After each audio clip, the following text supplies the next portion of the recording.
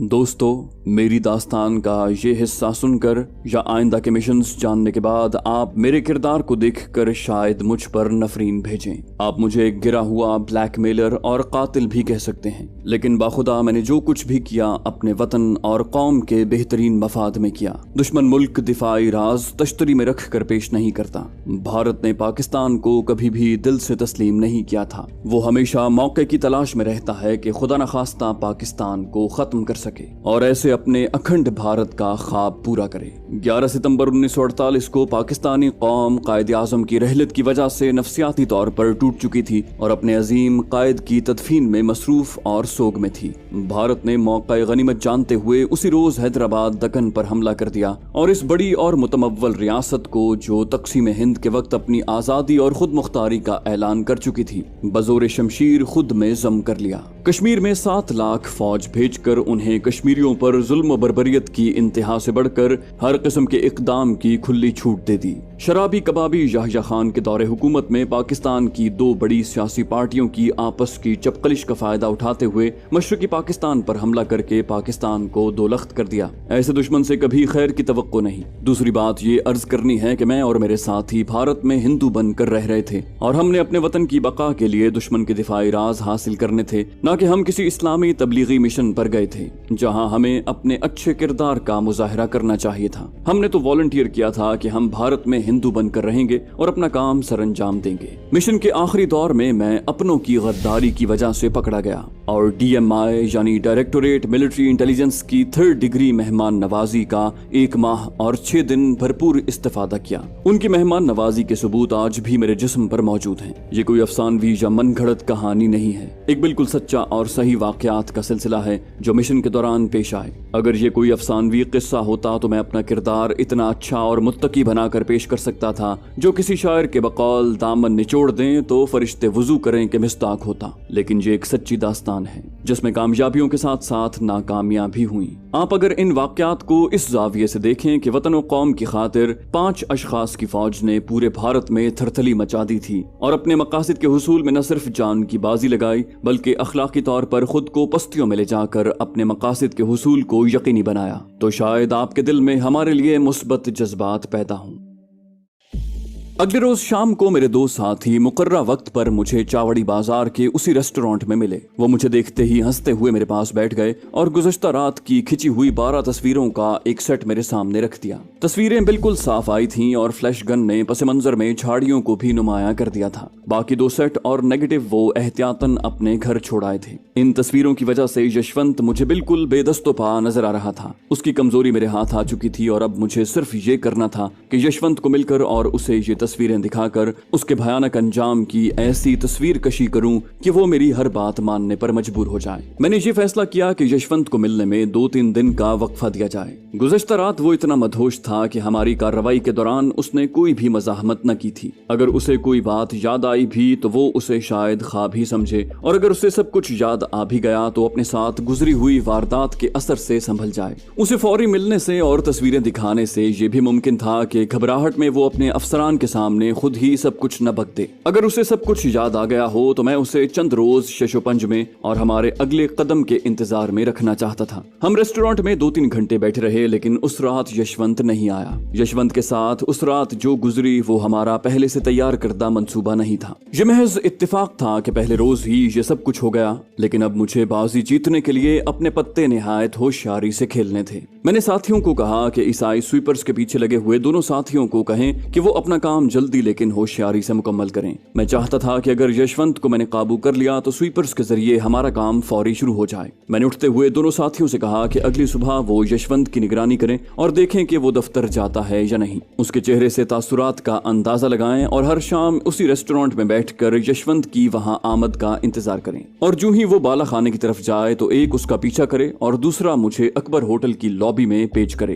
गर्जे के इन इंतजामात के तहत 4 रोज मैंने यशवंत का इंतजार किया लेकिन वो चावड़ी बाजार की तरफ नहीं आया। दूसरी तरफ स्वीपर्स को कल्टीवेट करने वाले साथी भी अभी तक कोई काबिल जिक्र कामयाबी हासिल न कर सके थे। इन हालात में मैंने फैसला किया कि बजाय यशवंत की आमद के इंतजार में मजीद वक्त जाया करने के खुद उससे राब्ता कायम किया जाए। मैंने अपने एक साथी की ड्यूटी लगाई कि वो यशवंत के दफ्तर से वापसी के वक्त किसी बस स्टॉप के करीब एक चिट उसे थमाकर फौरन बस से उतरकर गायब हो जाए। दूसरा साथी यशवंत के घर उतरने के स्टॉप पर उसकी खुफिया निगरानी करे और देखे कि यशवंत घर जाता है या चिट पर लिखी हिदायत के मुताबिक सराय बैरम खान के पहले बस स्टॉप के बिल्कुल सामने एक रेस्टोरेंट की तरफ जाता है और ये भी देखे कि यशवंत का पीछा तो नहीं किया जा रहा। चिट पर मैंने तहरीर बिगाड़ के अंग्रेजी में लिखा था कि वो बाला खाने के हवाले से और बाद में पेश आने वाले वाकयात की रोशनी में अपनी और अपने घर वालों की भलाई के लिए उस रेस्टोरेंट में अपने घर जाने से पहले पहुंच जाए। मैंने चिट में यह भी लिखा था कि इस चिट के उसे मिलने के बाद हमारे साथी उसकी मुसलसल निगरानी कर रहे हैं और अगर उसने चिट पर दर्ज हिदायत की कोई भी खिलाफ वर्जी की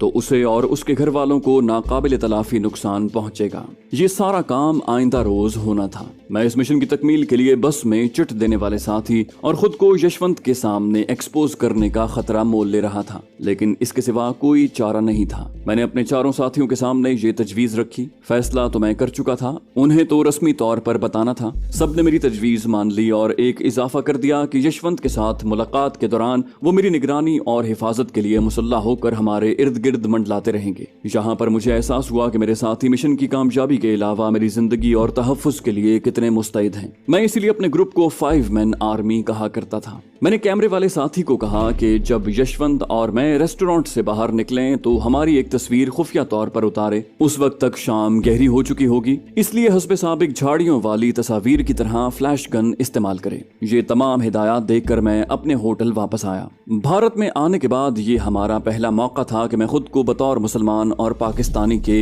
एक अहम शख्स के सामने जाहिर कर रहा था। इसमें कामयाबी और नाकामी के बराबर के मौके थे। मैंने अपनी तरफ से हर मुमकिन पेशबंदी कर ली थी। चिट मिलने के बाद यशवंत को कोई मौका नहीं दिया गया था कि वो हमारी इस मुलाकात का अपने अफसरान को बता सके, लेकिन यह भी ऐन मुमकिन था कि यशवंत को नीम बेहोशी की हालत में झाड़ियों में अपने साथ पेश आने वाला वाकया याद आ गया हो और उसने उसे अपने अफसरान को बताकर उन्हें चौकन्ना कर दिया हो और वाकये के दूसरे रोज से हमारे आइंदा इकदाम को नाकाम बनाने और हमें ट्रैप करने के लिए यशवंत की हिफाजत और निगरानी पर कुछ लोग मामूर कर दिए गए हों। ऐसी सूरत में पेश आने वाले हालात से मैं बखूबी बाखबर था, लेकिन मेरी छठी हिस्स ये कह रही थी कि अपने मकसद के हुसूल में हमें कामयाबी होगी। तरबियत के खात्मे पर मेरे सीनियर्स ने जो रिपोर्ट बिग बॉस को भेजी थी वो मुझे भी दिखाई गई थी। उस रिपोर्ट की आखिरी सुतूर मुझे अभी तक याद है। In my opinion he is an indestructible optimist. मेरे ख्याल में ये एक ना टूटने वाला पुरुमीद शख्स है। मुझे अपने सीनियर्स के इन अल्फाज की लाज भी रखनी थी और सबसे ज्यादा मुझे अपने कादिर मुतलक पर मुकम्मल यकीन और एतमाद था कि वो दिलों के भेद जानने वाला है। उसके नाम पर बनाए मुल्क की बका की खातिर मैंने जो भी गैर इखलाकी और गैर इस्लामी फेल किए हैं वो उनकी असलियत और मकसद बखूबी जानता है और इंशाअल्लाह मुझे कामयाबी नसीब होगी। मैंने अगली सुबह यशवंत के घराने के अफराद, उसकी बेटी के स्कूल और आशना की तस्वीरें और कवायफ इकट्ठे किए और इन कवायफ की समरी बनाई। यशवंत की तस्वीर को अलग लिफाफे में रखा, अपना असलहा लोड किया और फालतू राउंड भी रख लिए। ये सब तैयारियां करने के बाद मैं साथियों के घर गया। वो भी अपनी तैयारियों में मशगूल थे। मैंने अपने पकड़े जाने की सूरत में हस्बे साबिक चार्ज अपने एक साथी को दिया। मेरे साथी कुछ मुरझाए हुए से लग रहे थे। मैंने उन्हें तसल्ली दी और हंसी मजाक की बातों से उनका दिल बहलाया। मैं होटल से अपने हमरा अहमद नगर की फाइलों के फोटो फिल्म और यशवंत की तस्वीरों के 2 बकिया सेट और नेगेटिव भी हमरा ले आया था। वो भी मैंने अपने नंबर 2 के हवाले किए। अब मेरे कमरे में कोई ऐसी चीज न थी जो मुझे काबिल मुआखजा साबित कर सके। आखिरी हिदायत देने के बाद मैंने साथियों से रुखसत चाही। शाम के 4 बजे मैं सराय बैरम खान के उस रेस्टोरेंट के करीब जा पहुंचा जहां यशवंत को मुलाकात के लिए बुलाया गया था। थोड़ा ही वक्त गुजरा था कि मेरे 2 साथी भी नजर आ गए। एक के पास एक बैग में कैमरा और फ्लैश गन थी। हम एक दूसरे से कुछ फासले पर छप्पर नुमा चाय खानों में बैठ गए। जल्द ही मेरा वो साथी भी आ गया जिसने यशवंत को बस में चिट देनी थी। वो उस चाय खाने के करीब एक जगह खड़ा हो गया और और इशारे से मुझे अपने करीब बुलाया। मैं टहलते हुए उसके पास से गुजरा तो उसने कहा कि बस में बहुत रश होने की वजह से यशवंत को चिट देने के बाद वो बस में खड़े मुसाफिरों के दरमियान में इस तरह छुप छुपा कर उतरा कि यकीनी तौर पर यशवंत उसे देख न सका होगा, और दूसरा साथी उसी बस में सवार यशवंत की निगरानी कर रहा है। मैंने उसे बताया कि 2 साथी पहले ही आ चुके हैं और अब यशवंत और चौथे साथी का इंतजार है। अब हम सब उम्मीद व भीम की कैफियत में यशवंत का इंतजार कर रहे थे और मैं दिल ही दिल में उस गुफ्तगू का इयादा और उसे मजीद पुरअसर बना रहा था जो मैंने यशवंत से करनी थी। इसी गुफ्तगू पर हमारे इस मिशन का दारोमदार था। मैं चाहता था कि यशवंत को हमारे साथ ताउन न करने की सूरत में उसे मुस्तकबिल का वो भयानक रुख दिखलाऊं जो उसी रेस्टोरेंट के बाहर से शुरू होगा और उसके घर के तमाम अफराद को अपनी लपेट में ले लेगा, हत्ता कि उसका ब्रेकिंग पॉइंट आ जाए और वो हमारे साथ ताउन पर आमादा हो जाए। ऐसी सूरत में उसकी हिफाजत के अलावा माली फवायद का भी लालच दिया जाए। मैं अपनी होने वाली गुफ्तगू के पेचो खम को मजीद दुरुस्त करने के लिए उसी छप्पड़ होटल में एक ओट में बैठ गया। करीब 6 बजे एक साथी ने होटल के सामने से गुजरते हुए सीटी बजाई। मैंने उसकी तरफ देखा तो उसने सर को हाँ के अंदाज में हिलाया। ये यशवंत की आमद की इत्तला थी। शाम के बढ़ते हुए सायों में मैंने यशवंत को मुर्दा कदमों से रेस्टोरेंट में दाखिल होते देखा। उससे कुछ फासले पर मेरा जो साथी उसके ताक़ुब में था नजर आया। मैं छप्पड़ होटल से उठा और उस साथी के करीब से गुजरा। उसने सरगोशी में कहा कि यशवंत अपने घर से बहुत पहले एक स्टॉप पर उतरकर सराय बैरम खान की बस पर सवार हो गया था। मेरा साथी भी उसी बस में सवार हुआ और कोई निगरानी नहीं हो रही। सब अच्छा की रिपोर्ट मिलने के बाद मैं रेस्टोरेंट की तरफ आ गया। रेस्टोरेंट में यशवंत कोने की एक मेज पर बैठा हुआ था। परेशानी उसके चेहरे से आया थी। मैं जब उसकी मेज के बिल्कुल सामने पहुंच गया तो यशवंत ने मुझे देखा और एकदम चौंक गया। उसकी घबराहट और बढ़ गई और उसी घबराहट में पानी का ग्लास उसके हाथ से गिर गया। मैं यशवंत के साथ की कुर्सी पर बैठ गया और वेटर को कॉफी और कुछ स्नैक्स लाने का ऑर्डर दिया। यशवंत अपनी घबराहट में नमस्ते और रस्मी कलिमात भी भूल चुका था और मेरी आंखों में आंखें डाले देखता जा रहा था। मैंने उसे कहा, यशवंत बाबू, मैंने ही आपको यहाँ बुलवाया है, आपसे कुछ अहम बातें करनी है। यशवंत ने मुझे टोका और पूछा, आप वही है ना जो उस रोज बाला खाने में मेरे हमरा बैठे हुए थे? आपका शुभ नाम क्या है? मैंने जरा तहक्कुमाना लहजे में कहा, देखो यशवंत, जब मैं बात कर रहा हूँ तो मुझे हरगिज मत टोको। ये शम्मी का बाला खाना नहीं है। शम्मी उसकी पसंदीदा रक्कासा थी। मैंने कहा, मेरी बातें ध्यान से सुनो और मुझे अपने फैसले से आगाह करो। वो हैरान और सरसीमा मुझे तके जा रहा था।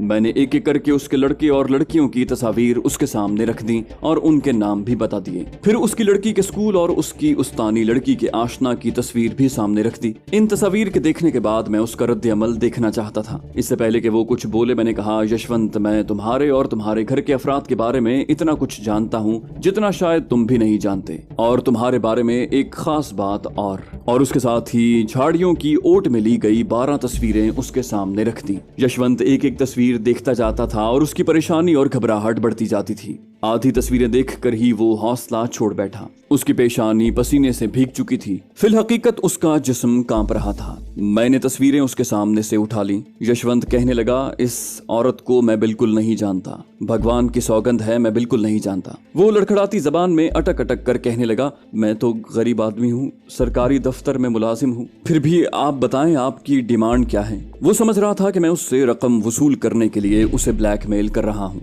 मैंने उसे उसी तहक्कुमाना लहजे में कहा, अगरचे मैं तुम्हारे मुताल्लिक सब कुछ जानता हूँ, लेकिन तुम्हारे मुंह से सच्चाई सुनना चाहता हूँ। जिस दफ्तर में तुम काम करते हो वहाँ अपने डिपार्टमेंट और अपनी पोजीशन के मुताल्लिक बताओ। उसने कहा कि वो मिलिट्री हेडक्वार्टर्स में कॉपिंग ब्रांच में सुपरिंटेंडेंट है। मैंने पूछा, तो फिर इस तनख्वाह में बाला खानों की अय्याशी कैसे करते हो? वो गिड़गिड़ा कर कहने लगा कि घर का खर्च तो मेरी बेटी जो टीचर है वो उठाती है, बाकी बच्चे जो पढ़ते हैं उनकी फीस वगैरह मैं अदा करता हूँ। वो फिर गिड़गिड़ाने लगा कि मैं गरीब आदमी हूँ, फिर भी आप अपनी डिमांड बताएं। साथ ही उसने पूछा, अगर आपको एतराज ना हो तो बताएं कि क्या आप मिलिट्री इंटेलिजेंस के आदमी हैं? मैंने कहा, एक तरफ तुम मुझसे मेरी डिमांड पूछते हो और साथ ही मेरी शनाख्त भी जानना चाहते हो। मैंने उसे जोरदार लहजे में कहा, यशवंत, मैं यहाँ तुम्हारे सवालों के जवाब देने नहीं आया। तुम चारों तरफ से घिर चुके हो। तुम्हारी ये तस्वीरें, मैंने दोबारा तस्वीरें उसके सामने रख दी, ये तुम्हें तबाह बर्बाद कर सकती हैं। तुम अपनी जिंदगी का बकिया हिस्सा जेल में गुजारोगे। इस औरत के साथ तुम्हारी इस हालत में हाथों में नोट पकड़े हुए ये तस्वीर ही तुम्हें जेल में बकिया जिंदगी चक्की पीस कर गुजारने के लिए काफी है। तुम्हारी औलाद और तुम्हारे रिश्तेदार जब तुम्हारी जिंदगी का ये घिनौना रुख देखेंगे तो तुम पर नफरीन भेजेंगे। तुम्हारी लड़कियां बिन ब्याही रह जाएंगी और बिलाखिर भाग जाएंगी।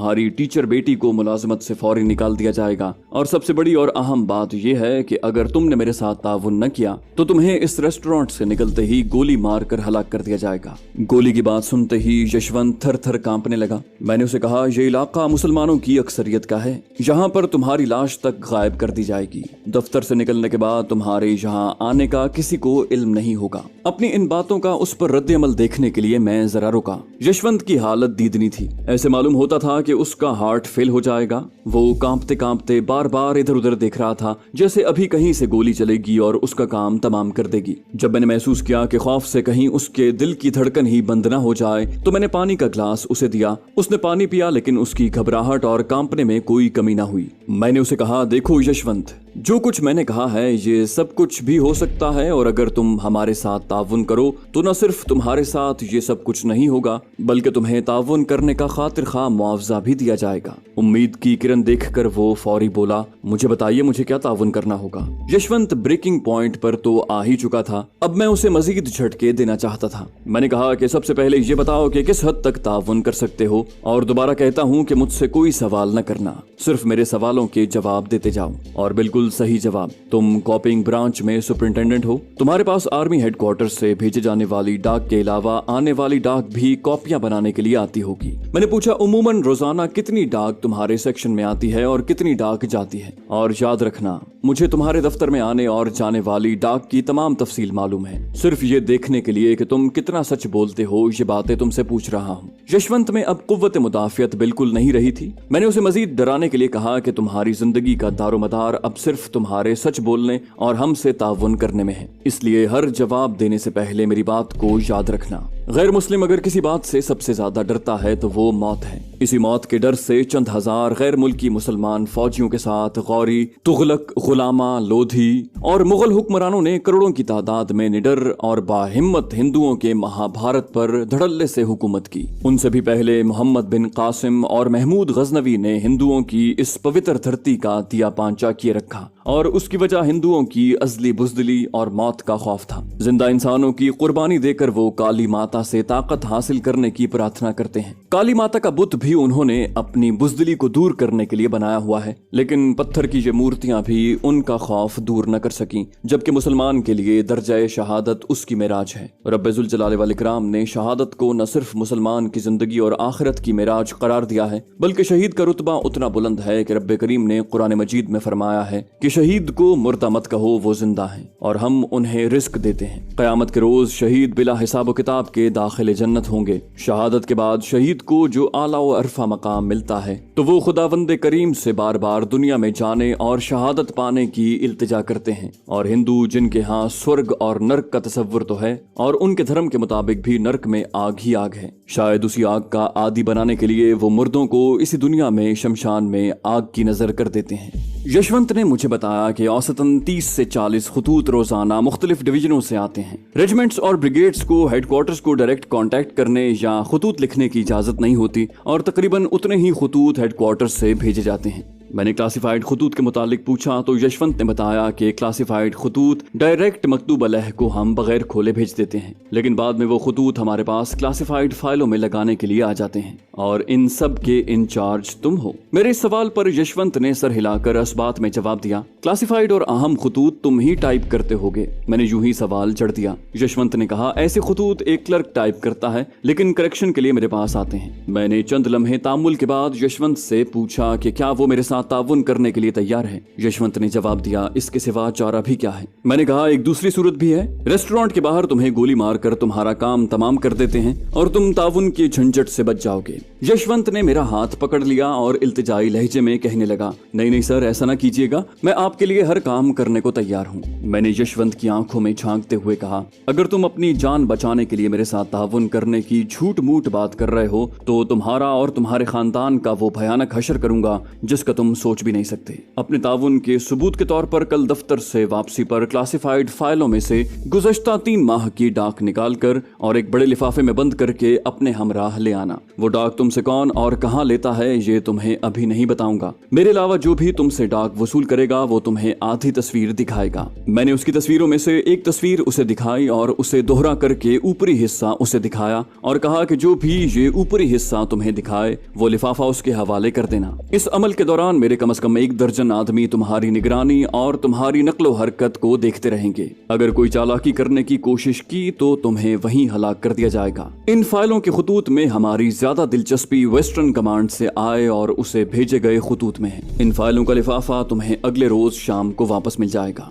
वेस्टर्न कमांड ने यशवंत को चौंका दिया। उसने डरते डरते पूछा, क्या आप पाकिस्तानी हैं? मैंने कहा, नहीं, मैं भारतीय हूँ और इससे ज्यादा सवाल करने की तुम्हें इजाजत नहीं। जब तुम हमारा एतमाद हासिल कर लोगे तो तुम्हें सब कुछ बता दिया जाएगा। यशवंत ने डरते डरते फिर सवाल किया, सर मेरे इस ताउन का क्या मुआवजा होगा? मैंने कहा, देखो यशवंत, अब ये तुम्हारी हिम्मत और काबिलियत पर है कि तुम मुझे कितने अहम खतूत देते हो। इस वक्त सिर्फ इतना कह सकता हूँ कि मुआवजा माकूल होगा और अगर कोई बहुत अहम खत तुमने हमें दिया तो उसका मुआवजा कई गुना होगा। मैंने तंबीहन उसे कहा कि उसके दफ्तर और उसी कॉपिंग रूम में जहाँ वो बैठता है हमारा आदमी मौजूद है। वो तुम्हारी दफ्तर की नकलो हरकत पर निगाह रखेगा, लिहाजा दफ्तर में भी कोई चालाकी करने की कोशिश मत करना। कल शाम को तुम्हारा पहला इम्तिहान है और इसमें कामयाबी ही हमारा एतमाद हासिल करने की जानिब तुम्हारा पहला कदम होगा। कोई कोताही या उज़र नहीं होना चाहिए। गर्जे के इस तकरीबन 2 घंटे की मुलाकात में यशवंत को मैं पूरी तरह से अपने जाल में फंस चुका था। मैंने बिल अदा किया और यशवंत को कहा कि वो ठीक 10 मिनट के बाद बाहर आए। 10 मिनट के बाद जब यशवंत बाहर आया तो मैं अपने साथियों के हमरा छप्पर होटल के करीब अंधेरे में छुपे हुए उसे देख रहा था। यशवंत मुर्दा कदमों से बस स्टॉप की जानिब जा रहा था। थोड़ी देर में ही बस आ गई और वो उसमें सवार हो गया। इधर हमने एक टैक्सी ली और पुरानी दिल्ली की तरफ रवाना हो गए। टैक्सी ड्राइवर को जायद रकम देकर हमने उसे 5 सवारियां बिठाने पर रजामंद कर लिया था। रास्ते में हमारा एक साथी उतर गया और थोड़े थोड़े फासले पर एक एक करके सारे साथी उतर गए। मैं भी मोहल्ला फराश खाने से पहले ही उतर गया और एक गली में यूं ही चक्कर काट कर वापस सड़क पर आ गया। एक टैक्सी ली और अपने होटल जा पहुंचा। मैंने साथियों में से उन 2 की जो स्वीपर्स को हैंडल कर रहे थे ये ड्यूटी लगाई कि एक यशवंत के घर की गली के बाहर निगरानी करे और कोई गैर मामूली बात देखे तो उसे नोट करे और 4 बजे से पहले घर पहुंच जाए। दूसरे साथी को भी इन्हीं हिदायत के साथ आर्मी हेडक्वार्टर्स के बाहर यशवंत की निगरानी के लिए कहा कि अगर यशवंत छुट्टी से पहले अकेला या कुछ और आदमियों के साथ बाहर निकले तो उसका फासला रख कर पीछा करे। होटल में बिस्तर पर दराज में अगले दिन यशवंत से लिफाफा लेने की मंसूबाबंदी करने लगा।